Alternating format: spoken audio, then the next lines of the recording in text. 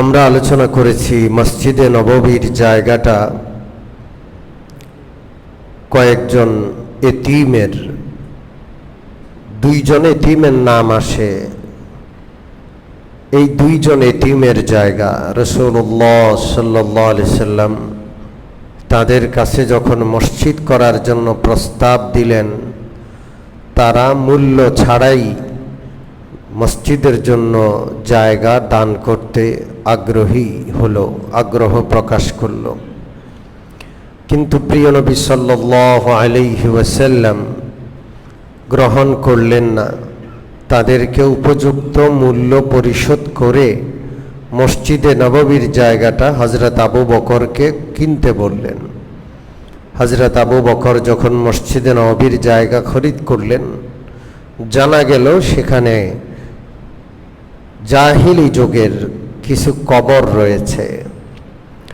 আল্লাহ রাসূল সাল্লাল্লাহু আলাইহি ওয়াসাল্লাম কোন বর্ণনায় আছে কবরগুলোকে সমান করে দিলেন, কোন বর্ণনায় আছে ভিতর থেকে মাটি উঠিয়ে, হাড় গোড় উঠিয়ে সেটাকে অন্য জায়গায় দাফন করলেন। এই জন্য কবরস্থানের উপর মসজিদ কিংবা মসজিদের ভিতরে কবরস্থান, এটা কোনোটাই করা যাবে না। আল্লাহ রাসূল সাল্লাল্লাহু আলাইহি ওয়াসাল্লামের মসজিদ এবং কবর এই দুইটার বিষয়ের কিছু হাদিস আমার সামনে আছে। বুখারী এবং মুসলিম শরীফের হাদিস। হযরত আম্মা জান আয়েশা রাদিয়াল্লাহু আনহা বর্ণনা করেন, আল্লাহ রাসূল সাল্লাল্লাহু আলাইহি ওয়াসাল্লাম শেষ অসুস্থতা, যে অসুস্থতায় আল্লাহর হাবিবের ইন্তেকাল হয়েছে, সেই অসুস্থ অবস্থায় তিনি বললেন, লাআনাল্লাহুল ইয়াহুদা ওয়ান নাসারা ইত্তাখাযু কুবুর আমবিয়াইহিম মাসাজিদা। নবীজি বলেন, আল্লাহ তাআলা ইহুদি এবং খ্রিস্টানদের উপর লানত করুন, কারণ তারা তাদের নবীদের কবরকে সেজদার জায়গা বানিয়েছে। সাধারণ মানুষ তো সাধারণ মানুষ, কোন নবীর কবরকেও সেজদার জায়গা বানানো যাবে না। আমাদের দেশে কবরগুলোতে মানুষ সেজদা করে, কি আজব বিষয়! মুসলমান হয়ে কবরের সামনে সেজদা করে। এরা মুশরিক, এরা আল্লাহর সাথে অন্যকে কি করছে? শরীক করছে। মুসলিম শরীফের আরেকটা হাদিস, হযরত জুনদুব রাদিয়াল্লাহু আনহু বলেন, আল্লাহ রাসূল সাল্লাল্লাহু আলাইহি ওয়াসাল্লাম ইরশাদ করেন, আলা, শুনে রাখো, তোমাদের পূর্বেকার লোকেরা তারা তাদের নবীদের কবরকে মসজিদ বানাইতো, সেজদার জায়গা বানাইতো, এবং তাদের সেই সমাজে যারা বুজুর্গ আল্লাহওয়ালা, তাদের কবরকে তারা সেজদার জায়গা বানাইতো। শুনে রাখো, কবরকে কখনো সেজদার জায়গা বানাইবা না। আমি তোমাদেরকে এই বিষয়টা খুব ভালো করে বুঝিয়ে গেলাম, নিষেধ করে গেলাম, কখনো কবরকে সেজদার জায়গা বানাবা না। কবরের ক্ষেত্রে নারীগণ বেশি আবেগী হয়ে থাকেন। এই জন্য আল্লাহ রাসূল সাল্লাল্লাহু আলাইহি ওয়াসাল্লাম ইসলামের প্রাথমিক অবস্থায় নারীদেরকে কবরে যেতে নিষেধ করলেন। লাআনা রাসূলুল্লাহ সাল্লাল্লাহু আলাইহি ওয়াসাল্লাম যায়রাতিল কুবুর। আল্লাহর রাসূল ওই সমস্ত মহিলাদেরকে লানত করেছেন, অভিশাপ দিয়েছেন যারা কবরে যায়, কবরস্থানে জিয়ারত করতে যায়, এবং যারা কবরে মসজিদ বানায় বা সিজদা করে, এবং যারা কবরে বাতি জ্বালায়। কবরে বাতি জ্বালানোর দরকার আছে? মোমবাতি জ্বালানোর দরকার আছে? কবরওয়ালা তো ভিতরে, সেখানে কি আলো পৌঁছবে? উপরে যদি বাতি জ্বালায় ভিতরে আলো যাবে? তো কেন বাতি জ্বালানো হচ্ছে?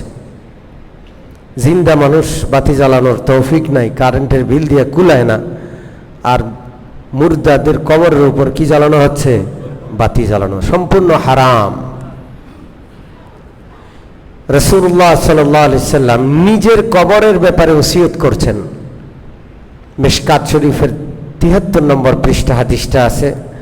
আল্লাহ রসুল সাল্লাল্লাহু আলাইহি ওয়াসাল্লাম বলছেন, আমার কবরকে মূর্তি বানাইও না।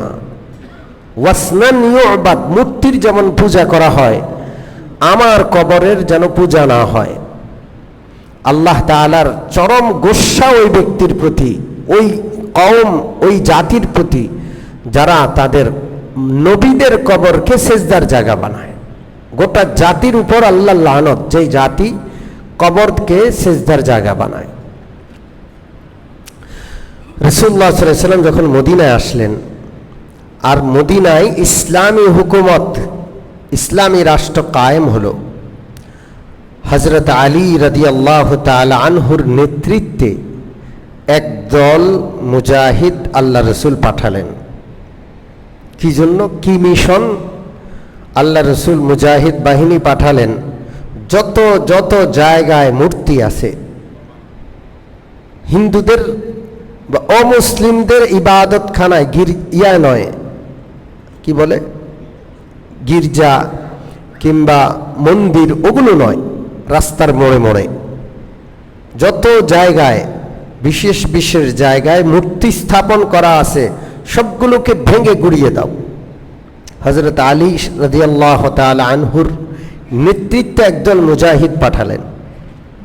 আর কি বললেন, যত কবর বেশি উঁচা আছে, সৌধ তৈরি করা হয়েছে, কবরের উপর পাকা আছে, সব কবর মাটির সাথে মিশিয়ে দাও। তাহলে রাসূলুল্লাহর অভিযান ছিল পাকা কবর গুড়িয়ে মাটির সাথে মিশিয়ে দেওয়া। রাসূলুল্লাহর অভিযান ছিল ভাস্কর্য ভেঙে মাটির সাথে মিশিয়ে দেওয়া। আর আমরা মুসলমানরা যেটা রাসূলুল্লাহ ভেঙে ফেলেছেন সেটাকে আমরা পুনরায় নির্মাণ করি, সেটাকে লক্ষ কোটি কোটি রাষ্ট্রের টাকা অপচয় করে নির্মাণ করি। এই যে মুক্তিযুদ্ধের চেতনা, নাউযুবিল্লাহি মিন, মুসলমানের চেতনা তাওহীদি চেতনা, একত্ববাদের চেতনা, ইসলামী চেতনা, মূর্তির চেতনা, ভাস্কর্য কেন্দ্রিক চেতনা, এগুলো তো কাফেরদের। হিন্দুদের চেতনা মূর্তি কেন্দ্রিক চেতনা, মুসলমানদের চেতনা কখনো মূর্তি কেন্দ্রিক হতে পারে না। আল্লাহ যেন বুঝার তৌফিক দান করেন। তো হযরত আলীর নেতৃত্বে এই মুজাহিদ বাহিনী সারা মদিনা এবং মদিনার পার্শ্ববর্তী এলাকায় যত মূর্তি ছিল সব মূর্তি ভেঙে ফেলছেন। মুসলমানদের এলাকায় মূর্তি থাকার দরকার আছে? জোরে বলেন। কেন মুসলমানদের এলাকায় মূর্তি থাকবে? সেই মূর্তি ভেঙে ফেলা হয়েছে এবং যত কবর উঁচা সৌধ তৈরি করা আছে সমস্ত কবর গুড়িয়ে মাটির সাথে মিশিয়ে দেওয়া হয়েছে। এর পরের হাদিস, রাসূলুল্লাহ সাল্লাল্লাহু আলাইহি ওয়াসাল্লাম কবরকে পাকা করতে নিষেধ করেছেন, কবরের উপর কোনো রকমের সৌধ তৈরি করতে নিষেধ করেছেন, কবরের পাশে বসতে নিষেধ করেছেন, শুধু শুধু গিয়ে সেখানে বসে আছে নিষেধ করেছেন। আমাদের কবরস্থানগুলোতে কি পরিমাণ সৌধ তৈরি করা হয়, কি পরিমাণ অর্থ নষ্ট করা হয়। পাকাও করা যাবে না, মনে রাখবেন ইনশাআল্লাহ, মনে থাকবে। কবর পাকা করা যাবে? সামনের হাদিসে আল্লাহ রসুল সাল্লাল্লাহু আলাইহি ওয়াসাল্লাম বলছেন, কবরের দিকে ফিরে নামাজ পড়বা না, লা তুসাল্লু ইলাইহা, কবরের দিকে ফিরে কি করা যাবে না? নামাজ পড়া যাবে না। এর পরের হাদিসে আল্লাহ রসুল বলেন, আল্লাহ রসুল নিষেধ করেছেন কবরের উপর লিখতেও নিষেধ করেছেন। কি করতে নিষেধ করেছেন? লিখতেও নিষেধ। আচ্ছা, মসজিদে নববীর পাশে জান্নাতুল বাকির কবরস্থান দেখেছেন আপনারা? কোন সাহাবীর নাম লেখা আছে? কারো নাম লেখা আছে? জান্নাতুল মুআল্লা মক্কা শরীফের কবরস্থান, কারো নাম লেখা আছে? নাম লিখে কোনো লাভ আছে? নাম লিখতেও নিষেধ করেছে। তবে কবরকে অতিরিক্ত সম্মান যেমন করতে নিষেধ করা হয়েছে, কবরকে অবমাননা করতেও নিষেধ করা হয়েছে। হাদিসে আছে রাসূলুল্লাহ সাল্লাল্লাহু আলাইহি ওয়াসাল্লাম কবরের উপর পাড়াইতে নিষেধ করেছেন। কবরকে পাড়াইতে কি করেছেন? হ্যাঁ, কবর যখন মাটি দেওয়া হচ্ছে তখন তো কবরকে একটু, কবরের মাটিটাকে ভালো করে বসানোর জন্য হয়তো পাড়াইতে হয়, কিন্তু স্বাভাবিকভাবে কবর বিনা প্রয়োজনে পাড়াইতেও কি করেছেন? নিষেধ করেছেন। যাই হোক, কবরের ব্যাপারে আমরা যেন সতর্ক থাকি। এখন আসেন, মসজিদে নববীর জায়গা থেকে সমস্ত কবর সরিয়ে ফেলা হয়েছিল। রাসূলুল্লাহ সাল্লাল্লাহু আলাইহি ওয়াসাল্লাম সমস্ত কবরগুলো সরিয়ে ফেলে জায়গাকে সমান করে মসজিদে নববী নির্মাণ করেছেন। রাসূলুল্লাহর জীবদ্দশায় প্রথমবার মসজিদে নববীর নির্মাণ হলো প্রথম হিজরি সনে। যেইবার রাসূলুল্লাহ মদিনায় গেলেন, মদিনায় পা রাখার পরপর সর্বপ্রথম রাসূলুল্লাহ মসজিদে নববী বানালেন। যখন প্রিয় নবী আবু আইয়ুব আনসারীর ঘরে মেহমান, তখন মসজিদে নববীর নির্মাণ হলো। কি হলো? কি হলো? নির্মাণ হলো। রাসূলুল্লাহর হাতে এটা দ্বিতীয় মসজিদ। রাসূলুল্লাহর হাতে নির্মিত প্রথম মসজিদ মসজিদে কুবা। কোন মসজিদ? মসজিদে কুবা। এই মসজিদ নববী নির্মাণের আগে আগেই মসজিদে কুবা নির্মাণ করলেন।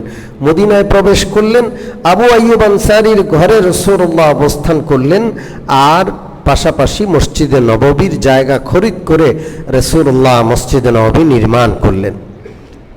মসজিদে নববী নির্মাণ হলো, নিচে মাটি, চতুর্পাশে খেজুর গাছের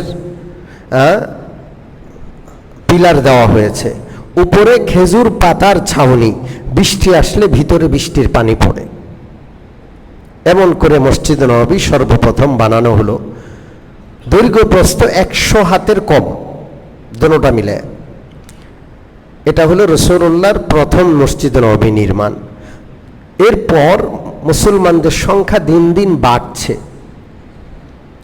সপ্তম হিজরিতে আল্লাহ রসুল সাল্লাল্লাহু আলাইহি সাল্লাম খয়বারের যুদ্ধ করে ফিরে আসার পর মুসলমানদের সংখ্যা অনেক বেড়ে গেল। মসজিদে আর স্থান সংকুলন হচ্ছিল না।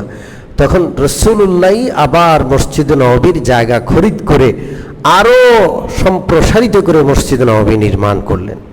তাই রাসূলুল্লাহর যুগে মসজিদে নববী প্রথম নির্মাণ হওয়ার পরেও আরেকবার সপ্তম হিজরিতে সম্প্রসারণ প্রকল্প চালানো হয়েছে।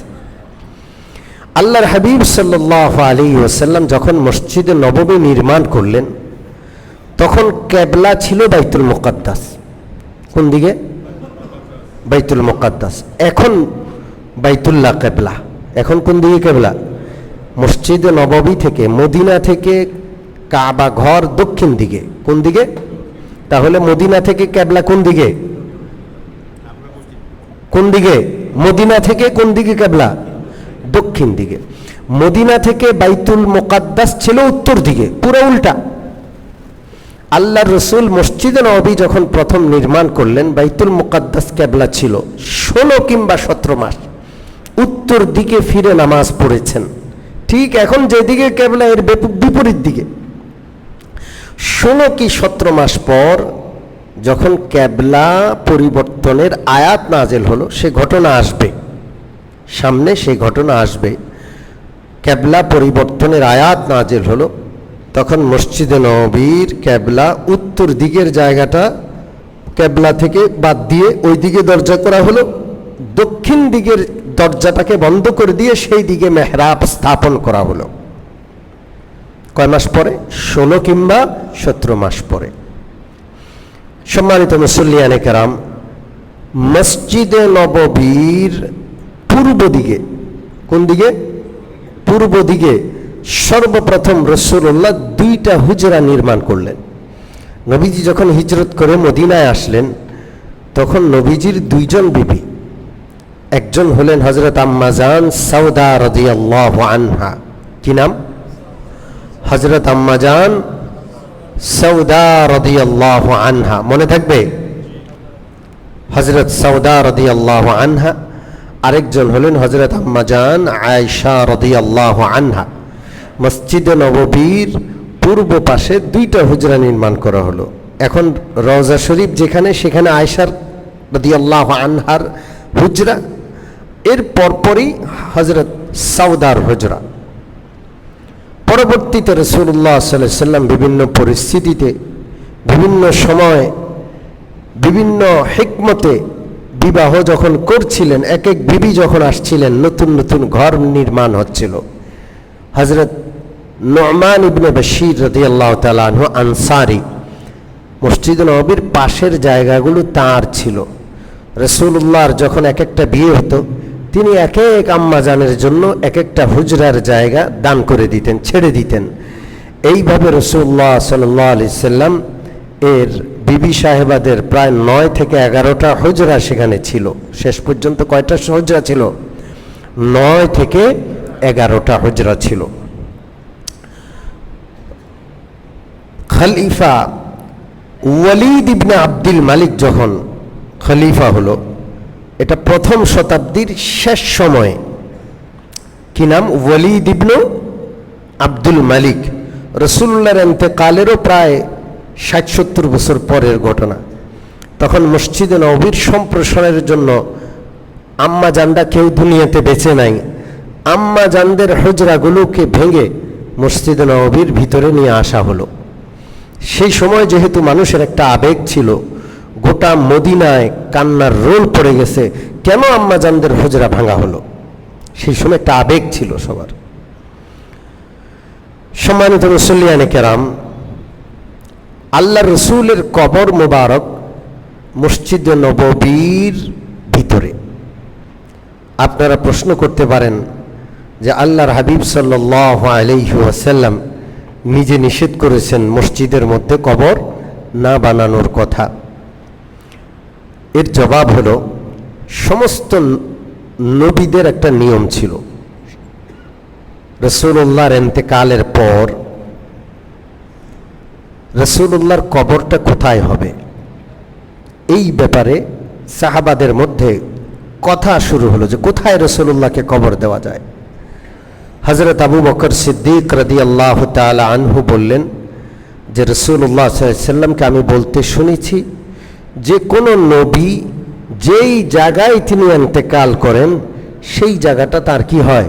কবর হয়। কথা কি পরিষ্কার হলো? যেই নবী যেই জায়গাতে ইন্তেকাল করবেন তার কবরটা সেই জায়গাতে হবে। তো রাসূলুল্লাহ সাল্লাল্লাহু আলাইহি ওয়াসাল্লাম যেহেতু ইন্তেকাল করেছেন আম্মা জান আয়েশার হুজরা শরীফে, ঠিক ওই জায়গাতেই রাসূলুল্লাহ সাল্লাল্লাহু আলাইহি ওয়াসাল্লামকে কি দেওয়া হয়েছে? কবর দেওয়া হয়েছে। রাসূলুল্লাহ সাল্লাল্লাহু আলাইহি ওয়াসাল্লামের কবরটা যদিও মসজিদে নববীর ভিতরে মনে হচ্ছে, আসলে ওই অংশটা মসজিদে নববীর বাহিরে। মসজিদে নববীর কি বাহিরে, ওইটা মসজিদে নববীর ভিতরে ধরা হয় না। এই জন্য চতুর্পাশে পিতলের বেড়া দেওয়া এবং পিতল দিয়ে ভালো করে ঘেরাও করে দেওয়া। যাই হোক, মসজিদে নববীর নির্মাণ হলো। রাসূলুল্লাহ যখন 7ম হিজরিতে মসজিদ সম্প্রসারণ করছেন, সেই সময়ের একটা ঘটনা আছে। সেই সময় একজন গরিব, অতি গরিব সাহাবীর জায়গা মসজিদের মধ্যে পড়ে যায় সম্প্রসারণ করতে গেলে। তো রাসূলুল্লাহ সাল্লাল্লাহু আলাইহি ওয়াসাল্লাম ঘোষণা করলেন যে এই টুকরা জায়গাটা যে দান করবে, আমি তার জন্য জান্নাতে একটা বালাখানা, একটা বিশাল জান্নাতি অট্টালিকার দায়িত্ব গ্রহণ করব। যেই সাহাবীর, গরিব সাহাবীর এই জায়গাটা ছিল, তিনি দান করতে চান কিন্তু তার আর কিচ্ছু নাই। এই জায়গা তিনি ছেড়ে দিলে তার মাথা গোঁজার ঠাঁই নাই, তিনি সাহস করছিলেন না। তখন হযরত ওসমান রাদিয়াল্লাহু তাআলা আনহু নবীজির কাছে এসে আবেদন করলেন, ইয়া রাসূলুল্লাহ, আমি যদি এটা খরিদ করি আর মসজিদে নববীর জন্য দান করি, তাহলে এই সাহাবীর জন্য যে সুসংবাদটি আপনি ঘোষণা করেছেন, সেই সুসংবাদটিকে আমার জন্য গ্রহণযোগ্য হবে? রাসূলুল্লাহ সাল্লাল্লাহু আলাইহি ওয়াসাল্লাম বললেন, তোমার জন্য গ্রহণযোগ্য হবে। তখন হযরত ওসমান রাদিয়াল্লাহু তাআলা আনহু ওই জায়গাটা খরিদ করলেন এবং মসজিদে নববীর জন্য তিনি কি করলেন? দান করলেন। পরবর্তীতে রাসূলুল্লাহর ইন্তেকালের পর, হযরত আবু বকরের পর ওমর, ওমরের পর ওসমান যখন খলিফা হলেন, হযরত ওসমান রাদিয়াল্লাহু তাআলা আনহুর খেলাফতের শেষ আমলে কিছু মুনাফিক বিদ্রোহ করেছিল। হযরত ওসমান রাদিয়াল্লাহু তাআলা আনহুর ঘর ঘেরাও করেছিল, খাবার পানিও বন্ধ করে দিয়েছিল। হযরত উসমানকে তারা শহীদ করেছিল। ওই দুষ্ট মুনাফিকরা হযরত উসমান যখন আজানের সময় হতো, তিনি মসজিদে এসে জামাতে নামাজ পড়ার জন্য পরেশান হয়ে যেতেন। তাকে মসজিদে আসতে দেওয়া হতো না। তখন তিনি তাদেরকে ডেকে বলতেন, তোমরা আমাকে মসজিদে নববী থেকে বাধা দিচ্ছ, অথচ মসজিদে নববীর অমুক অংশের জায়গাটা আমার খরিদ করা। আল্লাহ রসুল বলেছিলেন ওই জায়গাটা খরিদ করলে আল্লাহ তাআলা জান্নাতে আমাকে বালাখানা দিবেন। আমার দান করা জায়গা মসজিদ নববীতে আছে, আর আমাকে তোমরা মসজিদ নববী থেকে সেখানে নামাজ আদায় করে থেকে বঞ্চিত করছো। হযরত উসমানের পানি বন্ধ করে দিয়েছিল, তিনি পিপাসায় কাতর ছিলেন। তখন তিনি বললেন, যখন মদিনায় মুসলমানরা আসলো, মুসলমানদের চাপ, মদিনার এক বসবাসকারী কিছু মানুষ ছিল, বহিরাগত শত শত নয় হাজার হাজার মুসলমান মদিনায় আসলেন, মুহাজির। পানির চাপ, মরুভূমি এলাকা, পানি কুলানো যাচ্ছে না, পানির অভাব। তো রাসূলুল্লাহ সাল্লাল্লাহু আলাইহি সাল্লাম একটা কূপ দেখলেন, সেটা এক ইহুদির। সেই ইহুদি হিংসা করে মুসলমানদেরকে পানি নিতে দেয় না। তো নবীজি সাল্লাল্লাহু আলাইহি সাল্লাম ইহুদির কাছে খবর পাঠালেন যে এটা বিক্রি করে দাও। ইহুদি এত মূল্য চায়, স্বাভাবিকভাবে এত মূল্য দিয়ে এটা খরিদ করা সম্ভব না। তখন রাসূলুল্লাহ সাল্লাল্লাহু আলাইহি সাল্লাম বললেন, যেই ব্যক্তি এই কূপটা খরিদ করে মুসলমানদের জন্য দান করে দিবে, আল্লাহ তাআলা তাকে আমার হাউজে কাউসারের স্পেশাল পানি পান করাবেন। তখন হযরত উসমান রাদিয়াল্লাহু তাআলা আনহু অনেক চড়া মূল্যে সেই কূপটা খরিদ করে রাসূলুল্লাহর হাতে দান করে দিলেন। হযরত উসমানকে যখন পানি দিচ্ছিল না, আর তিনি পিপাসায় কাতর, তখন তিনি বললেন, তোমরা আমাকে পানির কষ্ট দিচ্ছ, অথচ আমি মদিনায় এসে সর্বপ্রথম মুসলমানদের জন্য পানির কূপের ব্যবস্থা করেছি, আর আল্লাহ রসুল আমার জন্য হাউজে কাউসারের ওয়াদা করেছেন, আর তোমরা আমাকে আমার জীবদ্দশা, আমার শেষ বয়সে আমাকে পানির কষ্ট দিচ্ছ। ওই দুষ্ট লোকেরা হযরত উসমানকে শেষ পর্যন্ত শহীদ করেছিলেন। হযরত উসমান তখন পবিত্র কোরআনের তেলাওয়াত করছিলেন, খুব বেশি তেলাওয়াত করতেন। হযরত উসমান প্রতি রাত্রে নামাজে 1 খতম কোরআন শরীফ পড়তেন। তাহাজ্জুদের নামাজে কয় খতম কোরআন শরীফ? 1 খতম কোরআন শরীফ পড়ে ফেলতেন। কোনো বর্ণনা আছে তিনি 1 রাকাতে 1 খতম পড়ে ফেলতেন। তো হযরত উসমান খুব বেশি তেলাওয়াত করতেন। তিনি যখন ফাসায়াকফিকাহুমুল্লাহ সূরাতুল বাকারার এই আয়াতটা তেলাওয়াত করেছিলেন, তাদের জন্য আল্লাহই যথেষ্ট, ঠিক তখন হযরত উসমানের উপর তারা আঘাত করল, আর ওই পৃষ্ঠাটাতেই হযরত উসমানের রক্ত মেখে গেল। আল্লাহই তাদের জন্য যথেষ্ট। সেই রক্তমাখা হযরত উসমানের শাহাদাতের স্মৃতি বিজড়িত কোরআন শরীফটা তুরস্কের ইস্তাম্বুলে এখনো কোথায় আছে? মিউজিয়ামে রয়েছে। সম্মানিত মুসল্লিয়ানে কেরাম, আমার বলার উদ্দেশ্য ছিল, মসজিদে নববী রাসূলুল্লাহর আমলে যখন 7ম হিজরিতে সম্প্রসারিত হচ্ছিল, তখন মসজিদে নববীর সম্প্রসারণের জায়গাটা হযরত উসমানের দান করা ছিল। কার দান করা? হযরত উসমান রাদিয়াল্লাহু তাআলা আনহুর দান করা ছিল। সর্বশেষ আজকের আরেকটা আলোচনা করি, সেটা হলো আল্লাহ রসুল সাল্লাল্লাহু আলাইহি ওয়াসাল্লাম মদিনায় যখন মুহাজির সাহাবীরা আসলেন, প্রতিদিন আসছেন, দলে দলে মানুষ মদিনায় এসে নতুন বসতি স্থাপন করছে। আর যারা মদিনায় আসছে বহিরাগত, তারা খালি হাত। তারা কি হাত? তাদের বাড়ি, তাদের ঘর, তাদের সহায় সম্পদ, ব্যবসা বাণিজ্য, আত্মীয় স্বজন সব রেখে নিঃস্ব অবস্থায় খালি হাতে তারা মক্কা ছেড়ে মদিনায় আসলেন, কিচ্ছু নাই। তো মদিনায় বিশাল একটা চাপ, বাজারের উপর চাপ, খাদ্যের উপর চাপ, পানীয়ের উপরে চাপ, নাগরিক সংখ্যা এত বেড়ে গেল, অভাব অনটন, জিনিসের মূল্য বেড়ে গেল। রাসূলুল্লাহ সাল্লাল্লাহু আলাইহি সাল্লাম মদিনার ফসলের জন্য দোয়া করলেন। প্রথমে মক্কার সাহাবীরা যখন মদিনায় আসলেন, সাহাবীদের জ্বর হলো। কি হলো? জ্বর, মারাত্মক জ্বর, মহামারীর মতো ঘরে ঘরে জ্বর, আর শরীরে প্রচণ্ড ব্যথা।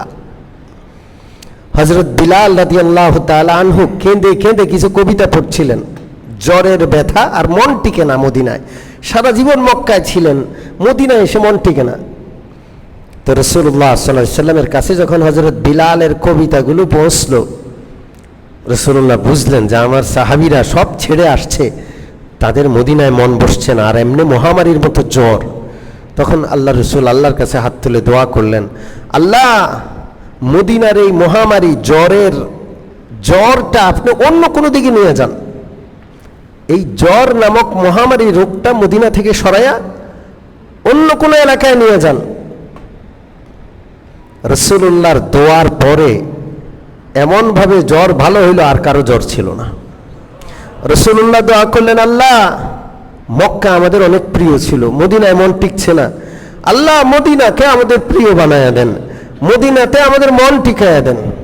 রাসূলুল্লাহর দোয়া কবুল হলো, সমস্ত সাহাবী মদিনাকে আপন মাতৃভূমির মতো ভালোবাসতে শুরু করলেন। রাসূলুল্লাহ দোয়া করলেন, আল্লাহ আল্লাহুম্মা বারিক লাহুম ফি সাইহিম ওয়া মুদ্দিহিম, আল্লাহ মদিনার ফল ফসলে বরকত দিয়া দেন। নাগরিকের সংখ্যা যা ছিল এখন ডবল হয়ে গেছে, খাদ্যের দাম বেড়ে গেছে, পণ্যের দাম বেড়ে গেছে, আল্লাহ পণ্য সরবরাহ, পণ্যের বরকত আপনি বাড়াইয়া দেন। এত বরকত হলো মদিনার মানুষ খেয়ে কুলাইতে পারে না।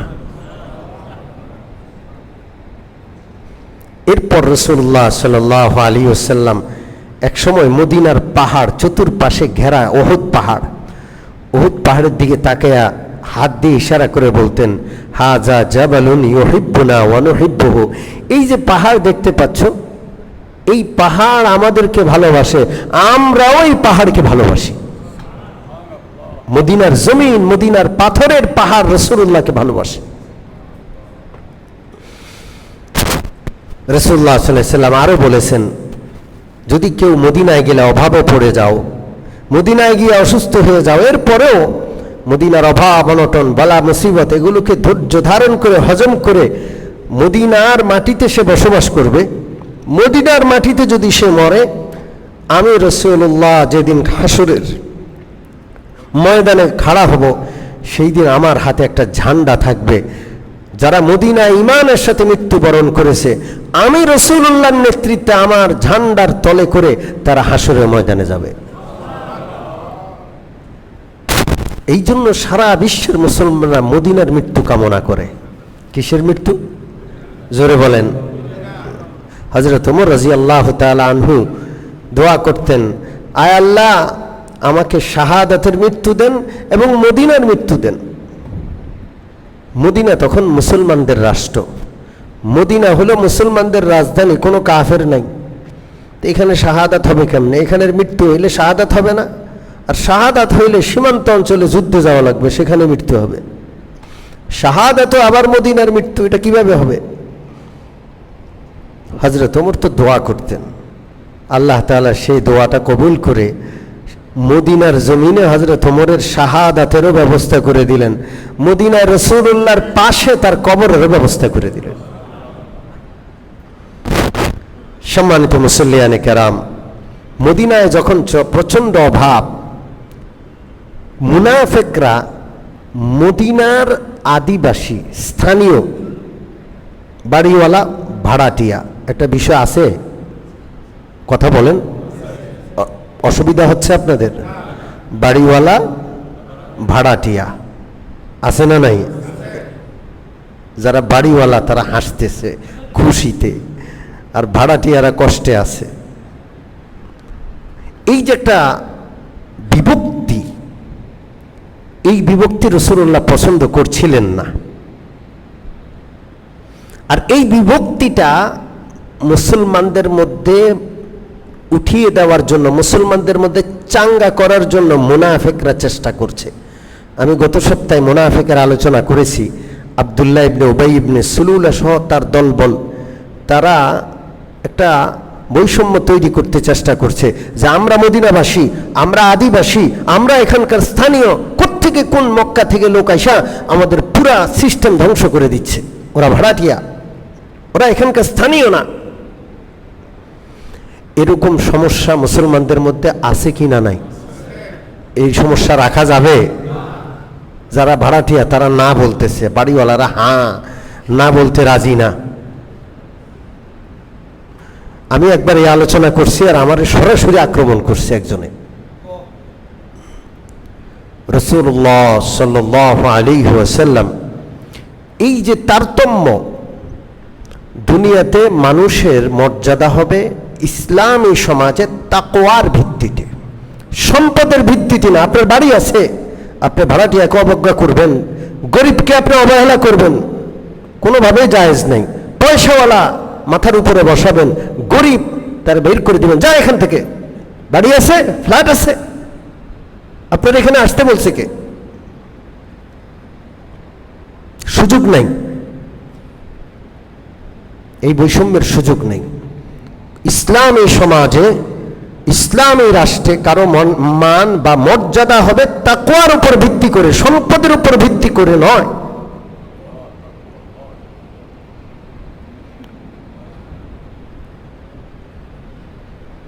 কে বুঝাবে এটা?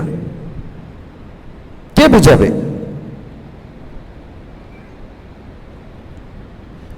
রাসূলুল্লাহ সাল্লাল্লাহু আলাইহি সাল্লাম মুনাফিকদের এই প্রচেষ্টা ধ্বংস করে দিলেন।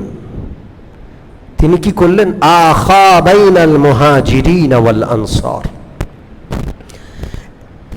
তিনি ভ্রাতৃত্ব কায়েম করলেন মুহাজির আর আনসারে। কেমনে?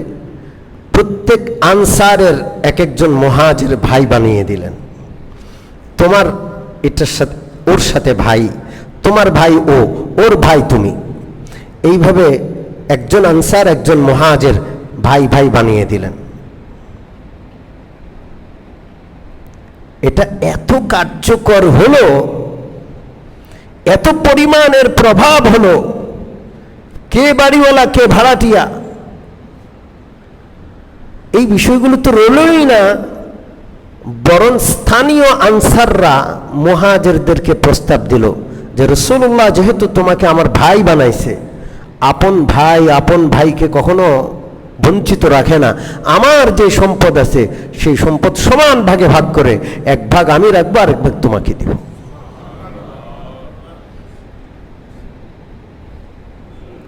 এবং আনসাররা এই প্রস্তাবও দিছে যে আমার দুইটা বিবি আছে, তুমি যেই বিবিকে পছন্দ করবা আমি আমার সেই স্ত্রীকে তালাক দিব, তার ইদ্যত পালন শেষ হলে তোমার সাথে বিয়ে করায় দেব।